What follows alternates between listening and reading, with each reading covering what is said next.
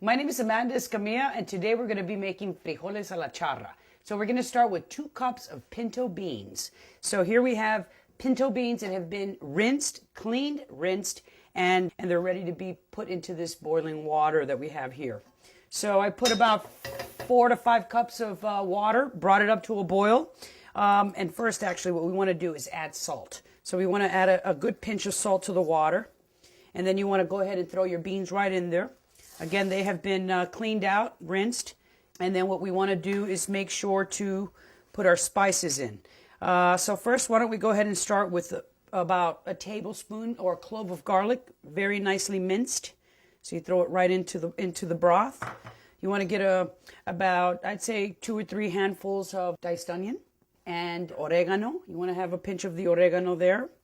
And you want to make sure to put some black pepper, some cumin, okay, maybe about a teaspoon or so of the cumin, and then of course chili powder. Chili powder, red chili powder, is very, very popular in Southwestern cooking and in Texas in general.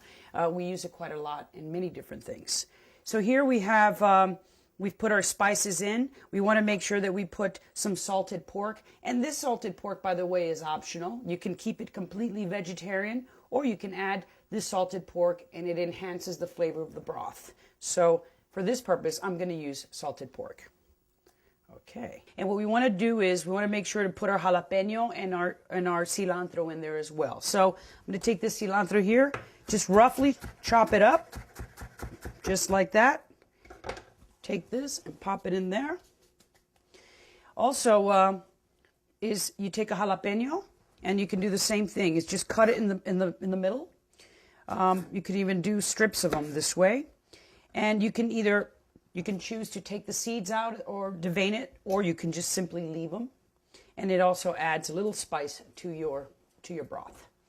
So here we have all of the ingredients mixed into this pot. Want to make sure to mix it well.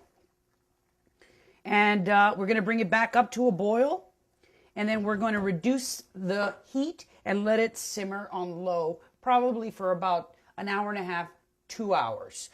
Basically, you're looking for a very nice a broth that comes well together, and you want to have the bean once you know that the beans are ready when the bean is soft.